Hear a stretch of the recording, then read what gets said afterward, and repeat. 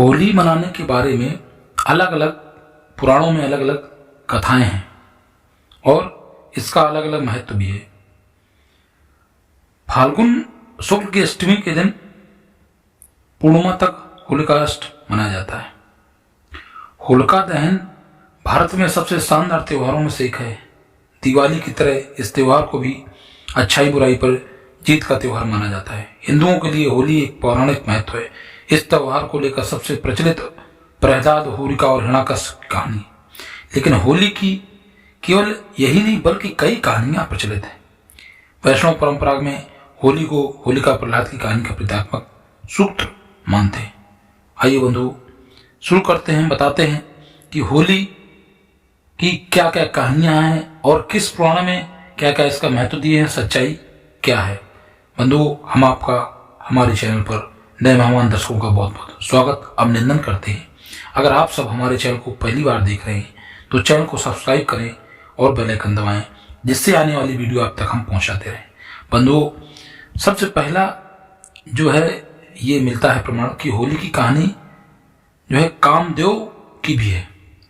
पार्वती शिव से विवाह करना चाहती थी, लेकिन तपस्या में लीन शिव का ध्यान उनकी तरफ गया ही नहीं। ऐसे में प्यार के देवता कामदेव आगे आए और उन्होंने शिव पर पुष्प बाण चला दिया। तपस्या भंग होने से शिव जी को इतना गुस्सा आया कि उन्होंने अपनी तीसरी आंख खोल दी और उनके क्रोध की अग्नि में कामदेव जी भस्म हो गए।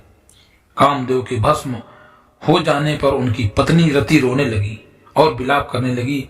शिव जी के सामने नतमस्तक हो गई और शिव जी से कामदेव को जीवित करने के लिए बार बार गुहार लगाने लगी। अगले दिन तक शिव जी का क्रोध शांत हुआ। सभी देवी देवताओं ने विनती की तो फिर उन्होंने कामदेव को पुनर्जीवन दे दिया और पुनर्जीवित होने के बाद कामदेव के भस्म होने के दिन जो दिन माना गया है उसको होलिका जलाई जाती है। जिस दिन कामदेव को भोले बाबा ने अपनी आंख से भस्म किया था तो उस दिन लोग भी होलिका को जो है मानते हैं जलाने के लिए और उनके जीवित होने की खुशी में अगले दिन रंगों का त्योहार खेलते हैं। नए नए रंगों, फूलों और गुलाल से भी खेलते हैं। बंधुओं, यह कहानी जो है दानवराज हिरण्याकश्यप से भी जुड़ी हुई है। उसकी बहन होलिका से जुड़ी हुई है। उसका नाम होलिका था।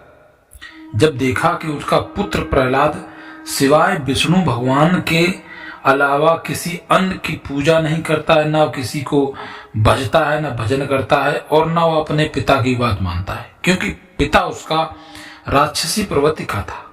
वह हमेशा गलत रास्ते, गलत मार्ग पर जाता है, इसलिए वह अपने पिता को भी नहीं मानता था। एक दिन जब देखता है कि उसका पुत्र हमेशा भगवान की पूजा करता तो वह क्रोधित हो उठा। अंत में उसने अपनी बहन होलिका को आदेश दिया कि वह प्रहलाद को गोद में लेकर अग्नि में बैठ जाए, क्योंकि होलिका को यह वरदान प्राप्त था और उसको एक ऐसा जो है साल मिला था ओढ़ने वाला। अगर वो उसको ओढ़ लेती थी तो उसके अंदर आग प्रवेश नहीं करती थी और वह क्या कहते हैं ओढ़ कर बैठ जाती थी और अगला जो भी व्यक्ति रहता था जिसे भी लेकर बैठती थी साथ में ओढ़कर, वो बाहर जल जाता था। बंधु, इसी प्रकार से उसने क्या किया कि प्रहलाद को उसके भाई के कहने पर वह लेकर कुंड में बैठकर जो है जलने का प्रयास करती है। बंधुओं, लीला ऊपर वाले की तो इतनी अपरंपार है कि एक हवा का झोंका आता है और वो साल उड़कर प्रहलाद भक्त के शरीर में लिपट जाता है। इतनी तेज से लपटें निकलती हैं जिसमें होलिका जलकर भस्म हो गई, राख हो गई और प्रभु की कृपा से उसका भक्त प्रहलाद उस साल में उड़कर बच गया और ओढ़े हुए जब आग शांत हो जाती है तो वह देखता है साल हटाकर कि प्रहलाद जीवित था। इसी घटना से, यानी कि जिस होलिका वो जल गई थी, साल उसका नहीं वो खुद के ऊपर रहा और प्रहलाद भक्त के ऊपर चला गया, जिससे वह जलकर राख हो गई। इसीलिए भी होलिका दहन मनाए जाते हैं। होली का पर्व संदेश देता है कि इसी प्रकार से ईश्वर अपने भक्तों की रक्षा करता है। होली केवल यही नहीं बल्कि कई कहानियों में प्रचलित है। आइए, ये महाभारत में भी इसकी कहानी मिलती है। महाभारत की कहानी कैसी है बंधुओं, आपको हम बताते हैं कि महाभारत के मुताबिक युधिष्ठिर महाराज को श्री कृष्ण ने बताया कि एक बार भगवान श्री राम के पूर्वज जो रघु थे, रघु के शासन में एक असुर महिला थी, उसे कोई भी नहीं मार सकता था क्योंकि वह वरदान प्राप्त था। उसे गली में बच्चे खेलते थे तो बच्चे डर जाते थे और वह इतना प्रताड़ित कर दिया था उसने सभी को कि उसको देखकर लोग भाग जाते थे। एक दिन गुरु वशिष्ठ ने बताया कि उसे मारा जा सकता है यदि बच्चे अपने हाथों में लकड़ी के छोटे छोटे टुकड़े लेकर शहर के बाहरी इलाके के पास चले जाएं और सूखी घास के साथ उनका ढेर लगाकर जला दें, फिर चारों तरफ परिक्रमा दें, नृत्य करें, ताली बजाएं, गाना गाएं, नगाड़े बजाएं। फिर ऐसा ही किया। उस दिन वह उत्सव रूप से होलिका मनाया जाता है। उसके मारने के लिए जो क्रिया की गई है वही प्रक्रिया होलिका दहन में की जाती है, उस बुराई को जलाने के लिए। बंधुओं, इसी कहानी में से एक और कहानी है। ये होली की कहानी में से एक पौराणिक कथा और है जो बोलते हैं श्री कृष्ण और पूतना की कहानी।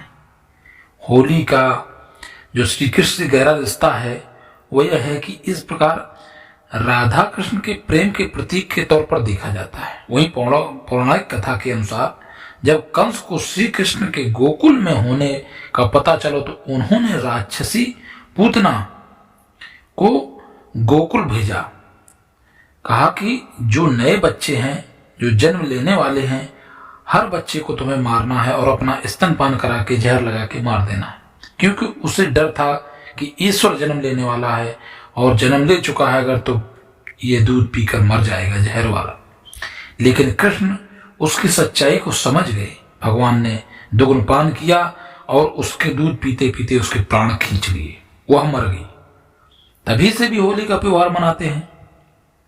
बंधुओं, होलिका दहन का इतिहास विंध्य पर्वतों के निकट स्थित रामगढ़ में मिले 300 ईसा पूर्व पुराने अभिलेख में भी मिलता है। कुछ लोग मानते हैं कि भगवान श्री कृष्ण ने पूतना नामक राक्षसी का वध किया। इस खुशियों में गोपियाओं के साथ होली खेली, रंगों की होली खेली, फूलों की होली खेली। इस तरह से इसका इतिहास दिखाते हैं। बंधुओं, होली जो है बुराई के ऊपर सच्चाई की जीत है। बुराई को जलाते हैं और सच्चाई के रंग लगाते हैं। बंधुओं, इस प्रकार से होली की मान्यता और कथाएं हैं। लोग इसी प्रकार से मनाते हैं और खुशी खुशी त्योहार मनाया जाता है। बहुत अच्छा त्योहार है बंधु। आप सबको भी हमारी तरफ से होली की बहुत बहुत शुभकामनाएं। बंधु, अगर कहानी अच्छी लगे, ये कहानियां जो बताई आपको अच्छी लगे, समझ में आए तो चैनल को आप सब्सक्राइब और लाइक जरूर करें। मिलते हैं अगले वीडियो में, तब तक के लिए नमस्कार, धन्यवाद।